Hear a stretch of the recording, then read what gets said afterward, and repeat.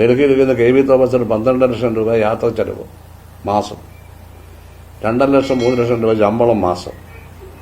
അയാൾക്ക് college പ്രൊഫസറുടെ pension, MLA യുടെ pension, MP യുടെ പെൻഷൻ, പിന്നെ ഈ ശമ്പളവും. ഒരു മാസം എത്ര ലക്ഷം രൂപയ്ക്ക് കിട്ടും?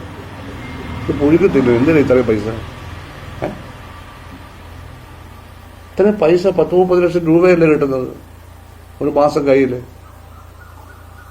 അതാണ് പഴയ കോൺഗ്രസ്സുകാരൻ DCC പ്രസിഡന്റ് ഞങ്ങൾക്കെതിരെ ഇലക്ഷൻ മത്സരിച്ച ആള്.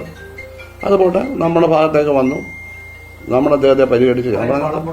ഞാൻ പറഞ്ഞത് അങ്ങനെയൊക്കെ ഒരാളുള്ളവർ. എനിക്ക് 35,000 രൂപ പെൻഷൻ മാത്രമേ ഉള്ളൂ. എൻ്റെ വൈഫിൻ്റെ പെൻഷൻ വേറെ, കോളേജിൽ പോകുമ്പോൾ അതവർ വീട്ടാവശ്യത്തിനൊക്കെ അത് ഉപയോഗിക്കുന്നു.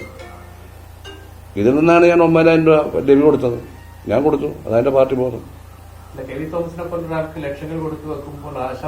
അല്ല, അയാൾ ഡൽഹിയിലല്ല, അയാൾക്ക് അത് ഞാനൊന്നും ഉണ്ടായിരുന്നപ്പോഴത് ഞാൻ എന്റെ കാര്യം പറഞ്ഞു.